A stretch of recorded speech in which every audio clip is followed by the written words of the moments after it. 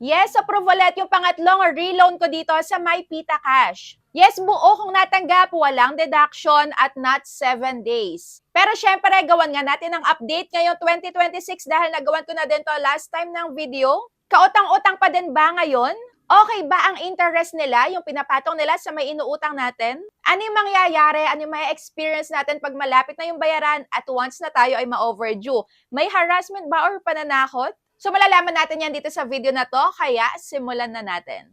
So disclaimer, hindi ko kayo hinihikayat na mag-apply dito. I-share ko lang sa inyo kung once kayo ay mangailangan, matutulungan ba talaga tayo pagka na-short tayo sa budget.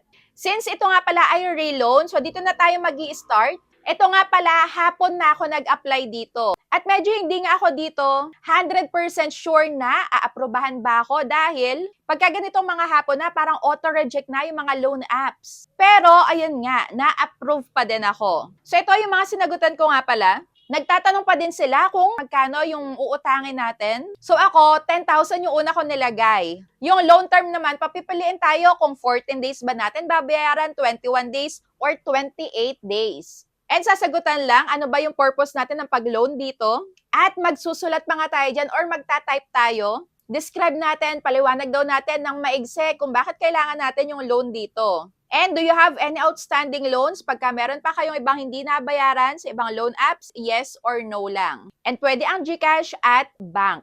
At after nga nung pa-selfie ay lumabas na nga kung magkano yung offer nila sa akin. O diba, umexpect ako ng 10,000 pesos, pero in reality ay 2,250 pa lang yung aking maximum na pwedeng ma-loan. At 1,000 naman yung pinakamababa. So ako naman, syempre, for the grab na yung maximum na pwedeng ipaloan dahil gusto ko nga malaman kung gaano kabilis ba yung kanilang pag-increase ng limit. Pero kayo, syempre, utangan nyo lang kung magkano yung kailangan nyo if ever na magtuloy kayo dito. Pero mamaya na lang, dahil check pa natin ano ba yung mga madadagdag dito.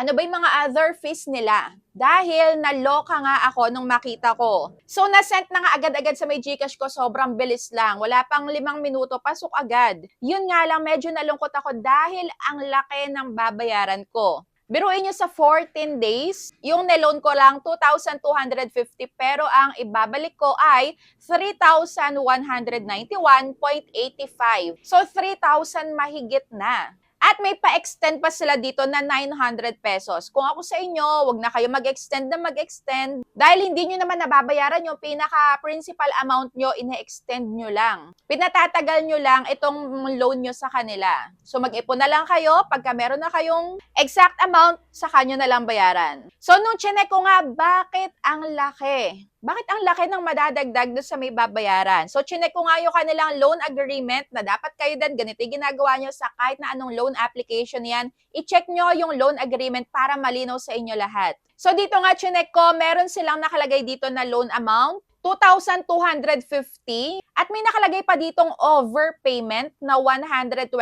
pesos. May effective interest rate na 5.6% per term of loan which is mamaya kukumputin natin kung talagang ito ba talaga yon.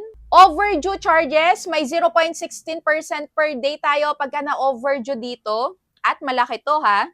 At ito pa nga, meron silang non-providing guarantor fine na 815.85 pesos. Napakalaki. At yung loan extension amount, nakalagay na din dito sa loan agreement, 900 pesos. Yan yung loan details ko ngayon, pero silipin natin yung nakaraan and pag-compare natin kung tumaas ba or bumaba yung mga fees nila. Ito nga yung dati kong loan sa kanila. Sa 1,000 pesos, yung madadagdag lang ay 348.60. At yung other finance charges nila ay 0.20% per day. At yung service fee ay 2.80% of the loan amount which is tama naman 28 pesos. May overpayment din na 56 pesos. Effective interest rate, hindi naman pala nagbago, 5.6% pa din. Overdue charges, yun pa din, 0.16% per day. Pero ito nga yung nakakaloka, no? Yung non-providing guarantor fine, ang pinakamalaki talaga. So, 292.6. Pero ngayon, sobrang laki. Sobrang laki talaga ngayon, di ba? So, ito dati yung loan ko, 292 lang yung non-providing guarantor fine. Pero ngayon, 900 almost na. At yung loan extension amount, ang baba pa. So, dati 350 lang, pero ngayon 900 na. Compute na nga natin ngayon yung interest rate na 5.6%. So, ang lumalabas na loan ko ay 2,250. Ang loan term, 14 days. Ang due date, May 26. At total repayment ko ay 3,191.85. Sa loob lang yan ng 14 days. So, ngayon, magkano ba yung pinakatubo? O, i-minus natin ngayon yung kabuuan ng babayaran natin, 3,191.85, i-minus natin dun sa may actual amount na na-receive natin. So, equals 941.85, yung pinakatubo sa loob ng 14 days. Ngayon, ang effective interest rate, compute natin. Yung pinakatubo ngayon, ayan, i-divide natin sa actual loan amount na na-receive natin. So, 941.85, i-divide natin sa 2,250.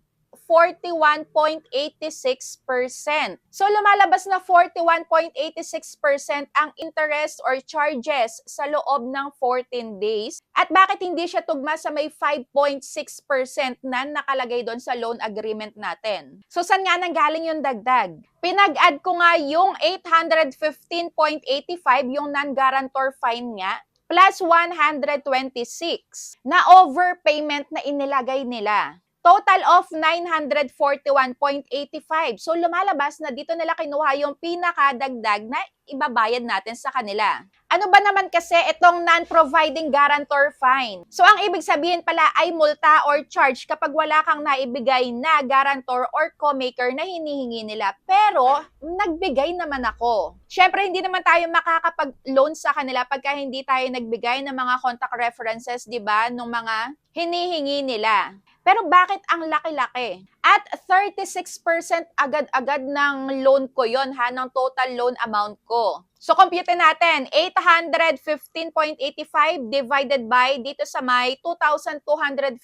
na niloan ko equals 36.26%. Napakalaki talaga nung part na to sa may babayaran natin. So, doon talaga sila kumikita. Kasi automatic nga siyang sinisingil, yung non-guarantor fine na yan. At yan yung pinakamalaking question talaga sa utak ko ngayon. Bakit yun yung nilagay nila na tawag dun sa may ganong kalaking amount na yon? Di ba pwede na lang na service charge? Ayan, ibang term, other fees, risk control service fee. Bakit non-providing guarantor fine pa? Samantalang nag naman tayo ng mga contact reference co-maker na ding masasabi yon. Kaya yon, medyo nalilito ako sa may part na yon. So kayo, ano yung masasabi niyo dito sa may Pita Cash? Comment down below. Kung kautang-utang pa din ba? Okay pa din ba ngayong 2026? Ako, yung feedback ko sa kanila, medyo negative ako dito sa may non-providing guarantor fine na sinasabi nila. Medyo nakakalito talaga. Dahil binasa ko naman yung Article 16 nila sa may loan agreement, wala namang about doon sa may hindi pagbibigay ng guarantor,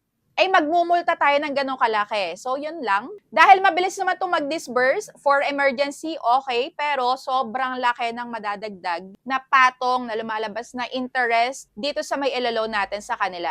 And once na malapit na nga yung due date, ayan, in 2 days pa lang, meron nang magte-text at tatawag sa inyo. Base na din sa may experience ko, pero wala naman ako dito ang nabasa na na-post na sila ng Pita Cash pagka na-overdue. So, ayun lang, mga pananakot, yes, meron at meron pa din talaga. Kaya think before you accept your loan agreement na yan, yung mga inuutangan nyo na yan, basahin nyo munang maigi talaga. So, kung okay kayo, sige, mag-proceed. Pero kung walang pambayad sa due date na nakita, wag na lang ipagpatuloy para iwas sakit ng ulo. So, that's it for today's video. Thank you for watching and see you on my next vlog. Bye!